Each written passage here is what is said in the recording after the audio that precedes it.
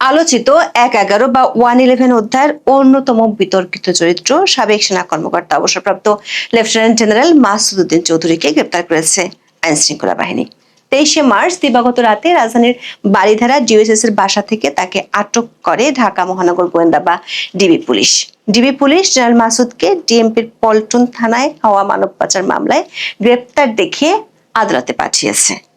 আদালতে তার 5 দিনের রিমান্ড আবেদন করা হয়েছে শেষ খবর পাওয়া পর্যন্ত। তার বিরুদ্ধে মোট 11টি মামলার তথ্য পেয়েছে ডিবি পুলিশ। জেনারেল মাসুদের গ্রেপ্তারের পর প্রশ্ন উঠেছে, 111 এর কুশলভ বা খলনায়কদের কি তাহলে গ্রেপ্তার করা শুরু হলো? 2024 সালের জুলাই আগস্টের আন্দোলনের সময় ফেনীর মহিপালের গুলিতে 11 জন নিহতের ঘটনায় দায়ের হওয়া মামলাগুলোর অন্যতম আসামি ছিলেন মাসুদ উদ্দিন চৌধুরী। আবার গত বছর মানি লন্ডারিং এর মামলায় আদালত তার স্থাবর সম্পদ ক্রয়ের নির্দেশও দিয়েছিলেন। স্বাভাবিকভাবে আলোচনার জন্ম দিয়েছে 2 বছর ধরে গ্রেপ্তার এড়াতে সক্ষম হওয়া সাবেক জেনারেল মাসুদকে কেন গ্রেপ্তার করা হলো। বিশেষ করে 111 এর সময় বর্তমান প্রধানমন্ত্রী তারেক রহমান সহ অনেক রাজনীতিবিদদের উপর নিপীড়ন আর -2 থিওরি বাস্তবায়নে পর্দার আড়ালের খলনায়কদের একজন ছিলেন এই সাবেক জেনারেল। কিন্তু সেখানেও প্রশ্ন আছে।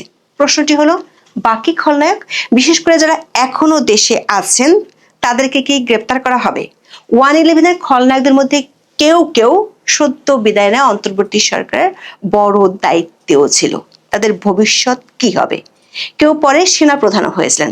বিশ্লেষকদের প্রশ্ন, 111 এর কুশলভরা যদি গ্রেপ্তার হয়, তাহলে একই যুক্তিতে কি ভবিষ্যতে ইউনূসের কুশলভরা ধরা পড়বেন? বিস্তারিত জানতে চলুন যাওয়া যাক বিশ্লেষণে। 2006 সালে বাংলাদেশের নির্বাচনের জন্য তত্ত্বাবধায়ক সরকারের প্রধান কে হবেন, এই ইস্যুতে শুরু হয়েছিল আন্দোলন। সেই আন্দোলনের ধারাবাহিকতায় দেখা দিয়েছিল ভয়াবহ রাজনৈতিক সহিংসতা। তারই ধারাবাহিকতায় 2007 সালের 11ই জানুয়ারি ঘটে নাটকীয় রাজনৈতিক পরিবর্তন। জারি হয়েছিল জরুরি অবস্থা, যা 1/11 বা 111 নামে পরিচিত বাংলাদেশের রাজনীতিতে এক নতুন অধ্যায় তৈরি করেছিল। আওয়ামী লীগ সহ সমমনা দলগুলোর দাবি অনুযায়ী তখনকার প্রেসিডেন্ট ইয়াজউদ্দিন আহমেদ 11ই জানুয়ারি প্রধান উপদেষ্টার পদ থেকে সরে দাঁড়িয়ে জরুরি অবস্থা ঘোষণা করেছিলেন। একই সাথে তিনি ওই বছরের 22শে জানুয়ারি যে নির্বাচন হওয়ার কথা ছিল সেটি বাতিল করেছিলেন।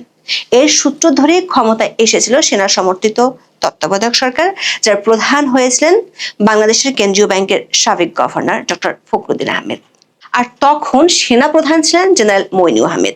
ওই সময় জেনারেল মইনুর যে কয়টি ডান হাত ছিল, তাদেরই অন্যতম ছিলেন মাসুদ উদ্দিন চৌধুরী।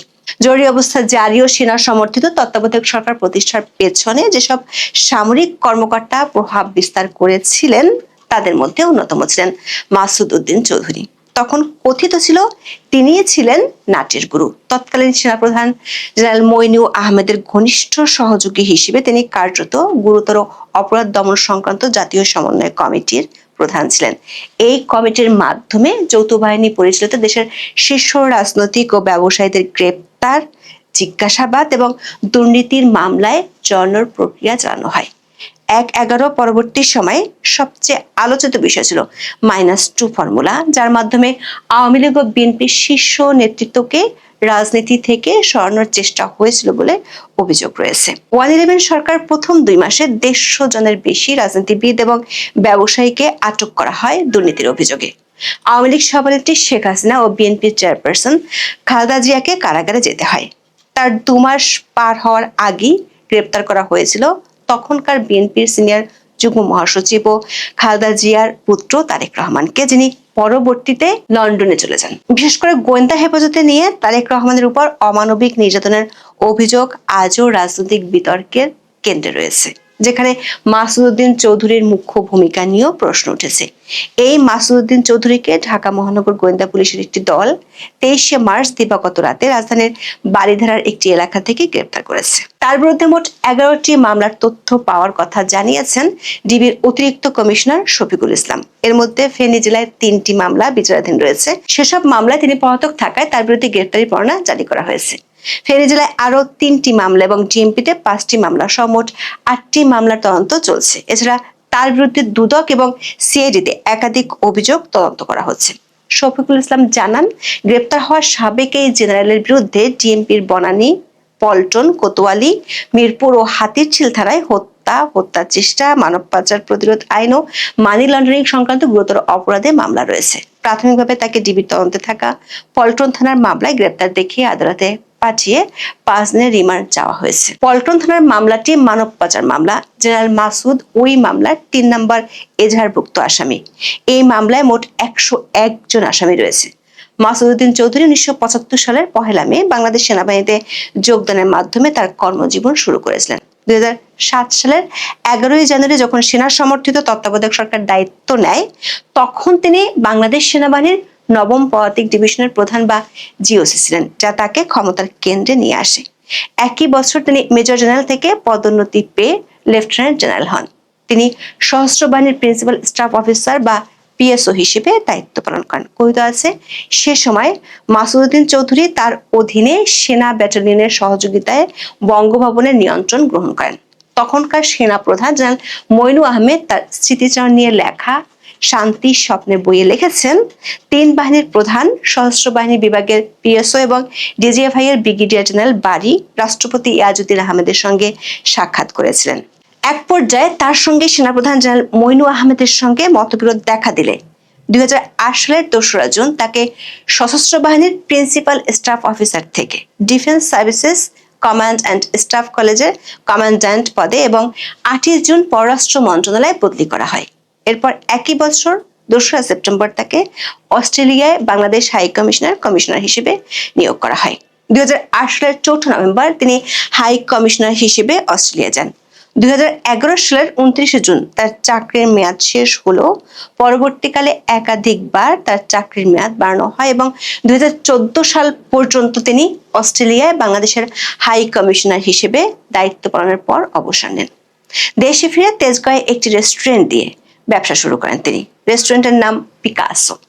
সেনাবাহিনীর চাকরি শেষে 2018 সালে তিনি সাবেক রাষ্ট্রপতি হুসেইন মোহাম্মদ এরশাদের নেতৃত্বাধীন জাতীয় পার্টিতে যোগ দেন এবং একাদশ জাতীয় সংসদ নির্বাচনে ফেনীর 3 আসন থেকে সংসদ সদস্য নির্বাচিত হন। পরে তিনি পার্টির চেয়ারম্যান হুসেইন মোহাম্মদ এরশাদের প্রতিরক্ষা বিষয়ক উপদেষ্টা হিসেবে নিয়োগ পান। জেনারেল মাসুদ পারিবারিকভাবে সাবেক প্রধানমন্ত্রী খালেদা জিয়ার আত্মীয়। তার ছোট ভাই সাইদ ইস্কান্দারের ভাইরা ভাই। এই সম্পর্কের জেরে তার পদোন্নতি ও প্রভাব বিস্তারের বিষয়টি নিয়েও বিভিন্ন সময়ে আলোচনা হয়েছে। অবসরের পর তিনি জনশক্তি রপ্তানি ও রেস্টুরেন্ট ব্যবসায় জড়ান। মালয়েশিয়ার শ্রম বাজারের কারসাজি ও প্রতারণার অভিযোগ রয়েছে তার বিরুদ্ধে। গত বছরের 25 আগস্ট মাসুদ উদ্দিন চৌধুরী সহ 33 জনের বিরুদ্ধে 100 কোটি টাকা অর্থ পাচারের অভিযোগে মামলা করে পুলিশের অপরাধ তদন্ত বিভাগ বা সিআইডি। তার বিরুদ্ধে হাজার হাজার কোটি টাকা পাচারের অভিযোগ রয়েছে। আদালত তার স্থাবর সম্পত্তি ক্রয়ের আদেশ দেন। মাসুদ উদ্দিন চৌধুরী গ্রেপ্তার হওয়ার পর অনেকে সামাজিক মাধ্যমে আশঙ্কা করছেন 1/11-এর সময় হওয়া নির্যাতনের প্রতিশোধ নিতেই তাকে গ্রেপ্তার করা হয়েছে। সেটি হলে প্রশ্ন ওঠে, শুধু কি মাসুদ উদ্দিন চৌধুরী, নাকি এই গ্রেপ্তারের তালিকায় আরো অনেকে আছেন? হঠাৎ করে জেনারেল মাসুদের গ্রেপ্তার আবার 1/11-এর ঘটনাগুলোকে আলোচনায় নিয়ে এসেছে, কারণ গত অন্তর্বর্তী সরকার আমলেই এই সাবেক জেনারেলের বিরুদ্ধে মামলা হয়েছিল। 2024 সালের জুলাই আগস্টের আন্দোলনের সময় ফেনীর মহিপালে গুলিতে 11 জন মারা যায়। ওই ঘটনায় দায়ের হওয়া মামলাগুলোর অন্যতম আসামি ছিলেন মাসুদ উদ্দিন চৌধুরী, কিন্তু তিনি গ্রেপ্তার হননি। ফলে দীর্ঘ সময় গ্রেপ্তার এড়িয়ে যাওয়ার পর অবশেষে তার আটক হওয়া নতুন করে আলোচনা জন্ম দিয়েছে। প্রশ্ন হলো, 1/11-এর খলনায়ক বা কুশীলব আরো আছেন। তাদের অনেকে দেশের বাইরে আছেন, আবার অনেকে দেশের মধ্যে আছেন। তখনকার প্রধান উপদেষ্টা ডক্টর ফখরুদ্দিন আহমেদ আছেন যুক্তরাষ্ট্রের মেরিল্যান্ড স্টেটের পটোম্যাকে। সেখানে তার 2টি বাড়ি আছে। একটিতে সস্ত্রীক থাকছেন, অন্যটিতে থাকেন তার কন্যার পরিবার। স্থানীয় একটি প্রতিষ্ঠানে শিক্ষকতা করেই তার দিন কাটে। 1/11-এর সময়কার সেনাপ্রধান জেনারেল মইনু আহমেদ অবসর নেন আওয়ামী লীগ সরকার ক্ষমতা আসার পর 2009 সালের মাঝামাঝি। ওই বছরের 14 জুন তিনি চলে যান যুক্তরাষ্ট্রে, থাকেন নিউ ইয়র্কের একটি ভাড়া বাড়িতে। ক্যান্সারে আক্রান্ত এক সময় প্রভাবশালী সেনা কর্মকর্তার এখন সময় কাটে নীরবে নিভৃতে। ওই সময় প্রতিরক্ষা গোয়েন্দা মহাপরিদপ্তর বা ডিজিএফআই এর পরিচালকের দায়িত্বে ছিলেন মেজর জেনারেল এটিএম আমিন। 2009 সালের 17 মে সব আর্থিক সুবিধা সহ সেনাবাহিনী থেকে অবসরে যান তিনি। পরে একটি বেসরকারি বিশ্ববিদ্যালয়ের শিক্ষক পরিচয়ে দেশ ছাড়েন। ওই সময় আলোচিত সামরিক কর্মকর্তা ব্রিগেডিয়ার জেনারেল চৌধুরী ফজলুর বাড়ি অবস্থান করছেন যুক্তরাষ্ট্রের ডালাসে। তত্ত্বাবধায়ক সরকারের শেষ সময় ব্রিগেডিয়ার বাড়ি ওয়াশিংটন ডিসিতে বাংলাদেশ দূতাবাসে সামরিক অ্যাটাশে চাকরি নিয়ে দেশ ছেড়েছিলেন। পরে নির্বাচিত সরকার ক্ষমতায় আসার পর তাকে দেশে ফেরার নির্দেশ দিলেও তিনি আর ফেরেননি। যুক্তরাষ্ট্রে রয়েছেন ওই সময় ডিজিএফ এর অপর ক্ষমতাধর লেফটেন্যান্ট কর্নেল সাইফুল ইসলাম জোয়ারদার। সেনার সমর্থিত তত্ত্বাবধায়ক সরকারের 2 বছর জুড়ে মেজর জেনারেল এম.এ. মতিন উপদেষ্টা ছিলেন। সবচেয়ে অবাক করা বিষয় হলো 1/11-এর সময় সশস্ত্র বাহিনীর প্রিন্সিপাল স্টাফ অফিসার বা পিএসওর দায়িত্বে ছিলেন অবসরপ্রাপ্ত লেফটেন্যান্ট জেনারেল জাহাঙ্গীর আলম চৌধুরী, যিনি অধ্যাপক ইউনূসের আমলে স্বরাষ্ট্র এবং কৃষি উপদেষ্টা ছিলেন। জেনারেল মইনু আহমেদ 1/11-এর স্মৃতিচারণ করে যে বই লিখেছিলেন তার নাম হলো শান্তি স্বপ্নে সময়ের স্মৃতিচারণ। এই বইয়ে আছে রাষ্ট্রপতি ইয়াজউদ্দিন আহমেদকে পদত্যাগের জন্য বাধ্য করতে যে 3 জেনারেল সেদিন বঙ্গভবনে গিয়েছিলেন তাদের একজন ছিলেন সাবেক স্বরাষ্ট্র উপদেষ্টা। সাবেক এই উপদেষ্টার অনেক সহকর্মী যারা ইউনূসের আমলে গুরুত্বপূর্ণ দায়িত্বে ছিলেন তাদের অনেকেই জেনারেল মাসুদের গ্রেপ্তার খবরটিকে ইতিবাচক হিসেবে তুলে ধরে সামাজিক মাধ্যমে পোস্ট দিতে দেখা গেছে। তাদের ভাষ্য হলো 1/11-এর মাধ্যমে ফ্যাসিজমের শুরু হয়েছিল। প্রশ্ন হলো সেই 1/11-এর কুশীলবদের কারো সাথে কাজ করে হাওয়া বদল হওয়ার পর পোস্ট দিয়ে কি বুঝাতে চাইছেন তারা? জেনারেল মঈন তার বইতে দাবি করেছেন মৃত্যুর জন্য প্রস্তুতি নিয়ে তারা সেদিন বঙ্গভবনে গিয়েছিলেন।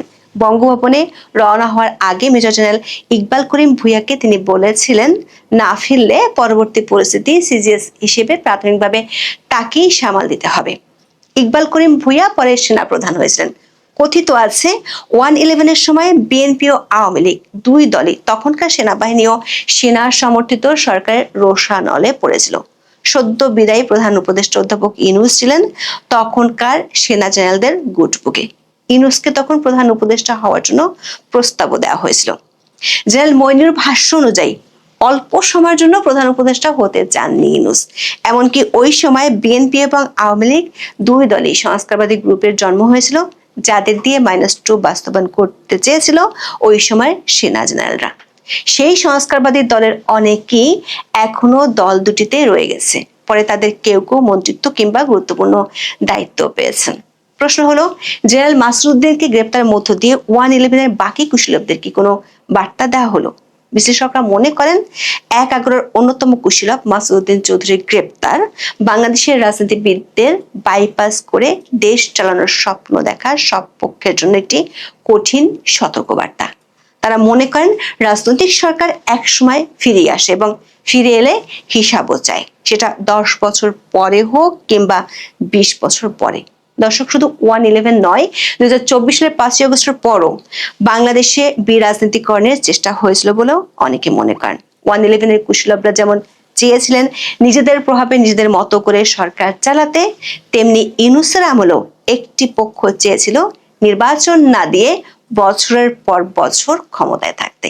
সংস্কারের নামে রাজনৈতিক দলগুলোকে কোণঠাসা করে রাজনীতিকে নিয়ন্ত্রণে নিতে চেয়েছিল তারা। 1/11-এর সরকার যেমন শুরুতে ব্যাপক জনপ্রিয় ছিল, তেমনি ইউনূসের কুশীলবরাও ছিলেন, কিন্তু মবের জনক হয়ে পড়ে যান ভিলেন। রাজনৈতিক বিশ্লেষক আসিফ বিন আলী লিখেছেন, যে যুক্তিতে 1/11-এর সরকারের কর্মকাণ্ড, নির্যাতন এবং রাজনৈতিক কৌশল বিচারের আওতায় আসতে পারে, ঠিক সেই একই যুক্তি ভবিষ্যতে ইউনূসের অন্তর্বর্তী সরকারের কিছু ব্যক্তির ক্ষেত্রেও প্রযোজ্য হয়ে উঠতে পারে। 1/11-র অন্যতম কুশীলব বলা হয় 1/11-র মাস্টারমাইন্ড ছিলেন তিনি জেনারেল মাসুদুদ্দিন চৌধুরী। তাকে অবশেষে বিএনপি সরকার এসে গ্রেপ্তার করেছে। এই ঘটনা আপনারা দিনের বেলাতেই জেনেছেন। ঘটনার অন্তরালে অনেক ঘটনা ঘটছে। এই ঘটনা অনেক কিছু আলোচনায় আনছে। অনেক কিছু আলোচনার মধ্যে একটা বড় আলোচনা রয়েছে 1/11-র সেই বিতর্কিত সরকার, তাদের বিভিন্ন কর্মকাণ্ডকে বিতর্কিত বলা হয় এবং আওয়ামী লীগের যারা সমালোচক তারা বলার চেষ্টা করেন যে 1/11-র বিতর্কিত ওই ফখরুদ্দিন মঈনুদ্দিন সরকারের কারণেই আওয়ামী লীগ ক্ষমতায় এসেছিল। কিন্তু তার আগে 2001 থেকে 2006 পর্যন্ত বিএনপির শাসন আমলের যে অনেক বেশি সমালোচনা, সেই সমালোচনাকে কিভাবে বিএনপি উতরে যেত, কিভাবে ওই নির্বাচনে তাদের বিজয় লাভ করা সম্ভব হতো, কিংবা মানে যেটাকে নিরপেক্ষ নির্বাচন বলা হচ্ছে না সেটা নিরপেক্ষ নির্বাচন হলেও বিএনপি কিভাবে জিতত, সেই প্রশ্নও যদিও রয়েছে। জেনারেল মাসুদকে গ্রেপ্তার করা হয়েছে এবং তাকে মানব পাচার মামলায় আপাতত গ্রেপ্তার দেখানো হয়েছে। জেনারেল মাসুদকে যখন গ্রেপ্তার করা হলো তখন আলোচনা উঠেছে যে বিগত ইন্টারিম গভর্নমেন্ট, প্রফেসর ইউনূস সরকার, মানে সরকার যেটা, তার নেতৃত্বাধীন সরকার, সেই সরকারের কুশীলবদেরও কি গ্রেপ্তারের ঘটনা কোনো একটা সময় বাংলাদেশে দেখা যাবে? ১-১১ পরে, 17-18 বছর পরে যখন জেনারেল মাসুদ, যিনি দুইবারের এমপিও হয়েছিলেন, অস্ট্রেলিয়ায় বাংলাদেশের মানে প্রতিনিধি হিসেবে, হাই কমিশনার হিসেবে কাজ করেছিলেন, তাকে যখন গ্রেপ্তার করা হলো তখন এর পরে যদি কখনো আওয়ামী লীগ ব্যাক করে তাহলে ইন্টারিম গভর্নমেন্ট, প্রফেসর ইউনূস সরকারের আমলের অনেককেই কি গ্রেপ্তার করা হবে? এই আলোচনা অনেক বেশি সামনে এসেছে। চলুন একটু জেনে দেখি জেনারেল মাসুদকে গ্রেপ্তার করে কোন মামলায় গ্রেপ্তার দেখানো হলো এবং এর পরবর্তীতে আর কি হতে চলেছে। থাকবেন দর্শক। বলছিলাম ১-১১ অন্যতম কুশীলব জেনারেল মাসুদ, তাকে গ্রেপ্তার করা হয়েছে এবং একটি মামলায় তাকে গ্রেপ্তার দেখানো হয়েছে। আটক করার পরে তাকে গ্রেপ্তার দেখানো হয়েছে। এটা নিয়ে অনেকেই উচ্ছ্বাস প্রকাশ করছেন। বিশেষ করে প্রফেসর ইউনূসের মেটিকুলাস ডিজাইনের সরকারের উপদেষ্টা, সব থেকে সমালোচিত উপদেষ্টাদের মধ্যে একজন মোস্তফা সরোয়ার ফারুকী, তিনি বলেছেন বিএনপির মানে ভালো কাজ দিয়ে বিএনপি শুরু করছে, অর্থাৎ জেনারেল মাসুদের গ্রেপ্তারকে বিএনপি সরকারের প্রশংসার কাজ হিসেবে তিনি বলছেন। বিএনপি সরকার আসার আগে থেকেই তার বিএনপিকে তৈলমর্দন করার চিত্রগুলো আমরা দেখে আসছি। আবার মানে তাকে কেন্দ্র করে যে ওই নিউজ এবং ফটোকার্ড, সেটার নিচে অনেকের এরকম কমেন্টও দেখেছি যে এর পরে কোনো একটা সময় গ্রেপ্তারের লিস্টে আপনার নামও থাকতে পারে, এরকম ব্যাপারগুলো আমরা দেখছি। যাই হোক, সেই আলোচনায় যেতে চাই না। প্রথম আলো বলছে, তাদের শিরোনামটা দেখে নিন। প্রথম আলো বলছে মাসুদউদ্দিন চৌধুরীকে পল্টন থানার মানব পাচার মামলায় গ্রেপ্তার দেখানো হয়েছে। সেখানে ১-১১ এই আলোচিত মানে চরিত্রকে পল্টন থানার মানে রাজধানীর বারিধারা থেকে মানে তাকে গ্রেপ্তার করা হয়। তার বিরুদ্ধে ফেনী জেলায় ৬টি মামলা রয়েছে, ঢাকা মহানগর এলাকায় 5টি মামলা রয়েছে। প্রাথমিকভাবে পল্টন থানার একটি মামলায় তাকে গ্রেপ্তার করা হয়েছে, গ্রেপ্তার দেখানো হয়েছে এবং মানব পাচারের অভিযোগে এই মামলা করা হয়েছে। পুলিশের পক্ষ থেকে জানানো হয়েছে তার 5 দিনের রিমান্ডে নেওয়ার কথা। এই ডিবি কর্মকর্তা শফিকুল আলম বলেছেন মাসুদউদ্দিন চৌধুরীর বিরুদ্ধে 11টি মামলার মধ্যে ফেনী জেলার 3টি বিচার কার্যক্রম চলমান। মাসুদউদ্দিন চৌধুরীর বিরুদ্ধে রাজধানীর পল্টন, বনানী, কোতোয়ালি, মিরপুর ও হাতিরঝিল থানায় হত্যা চেষ্টা, মানব পাচার সহ বিভিন্ন গুরুতর অভিযোগে মামলা রয়েছে। এছাড়া তার বিরুদ্ধে দুর্নীতি দমন কমিশন দুদকেরও মামলা রয়েছে। মাসুদউদ্দিন চৌধুরী 2007 সালে সেনাবাহিনীর নবম ডিভিশনের জিওসির দায়িত্বে ছিলেন। তিনি ১-১১ পট পরিবর্তনের অন্যতম প্রধান ভূমিকায় ছিলেন। তখন তিনি গুরুতর অপরাধ দমন সংক্রান্ত জাতীয় সমন্বয় কমিটির সমন্বয়ক হন। পদোন্নতি পেয়ে লেফটেন্যান্ট জেনারেল হন তিনি। এই কমিটির অধীনে তখন দুর্নীতি বিরোধী অভিযান পরিচালিত হয়।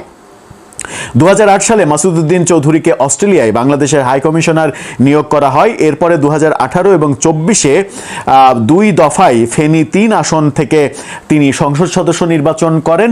প্রথমে আওয়ামী লীগ থেকে নির্বাচন করতে চাইলেও আওয়ামী লীগের থেকে পরামর্শ দেওয়া হয় যে তুমি জাতীয় পার্টি থেকে নির্বাচন করো। এরপরে তিনি জাতীয় পার্টিতে যোগ দেন এবং জাতীয় পার্টিতে যোগ দেওয়ার পরে জাতীয় পার্টি থেকে 18 এবং 24-এর যে নির্বাচন, 2টি নির্বাচনই বিতর্কিত নির্বাচন, সেই নির্বাচনে তিনি সংসদ সদস্য হন। এই 2বারের সংসদ সদস্য, অস্ট্রেলিয়ার হাই কমিশনের দায়িত্ব পালন করা এই ব্যক্তি এবং জেনারেল, এই যে মেজর জেনারেল হিসেবে পদোন্নতি পাওয়া এই জেনারেল মাসুদ, তিনি গ্রেপ্তার হলেন এবং এই গ্রেপ্তারের ফলে একটা আলোচনা হচ্ছে যে তিনি যখন গ্রেপ্তার হলেন তখন ফখরুদ্দিন মঈনুদ্দিন সরকারের, অর্থাৎ মঈনুদ্দিন আহমেদ তখন সেনাপ্রধান ছিলেন, ফখরুদ্দিন তত্ত্বাবধায়ক সরকারের প্রধান ছিলেন, তারা দুজন যদি দেশে থাকতেন তাহলে কি তারাও গ্রেপ্তার হতেন? অতি অতি অবশ্যই বলা যায় যে হয়তো তারাও গ্রেপ্তার হতে পারতেন, যদিও ওই সরকারের সময়ের শেষেই তাদের দুইজনকে বিদেশে পাড়ি জমাতে আমরা দেখেছি এবং তারা দুইজন বিদেশেই অবস্থান করছেন। যখন মাসুদউদ্দিন চৌধুরীকে গ্রেপ্তার করা হলো তখন আলোচনা উঠেছে যে বিএনপি যে মানে তাদের সরকারের পরে আওয়ামী লীগের সরকারে আসা মাঝখানে যে 111 সরকার, তার জন্য বিএনপি মনে করে যে ১১ কুশীলবরা এবং তারেক রহমানকে নির্যাতন করা, তাকে বিদেশে যেতে বাধ্য করা, এটার পেছনেও মাসুদউদ্দিন চৌধুরীর একটা হাত আছে বলে অনেকে মনে করেন। সেই কারণেও হতে পারে যে তার গ্রেপ্তারটা নিশ্চিত হয়েছে।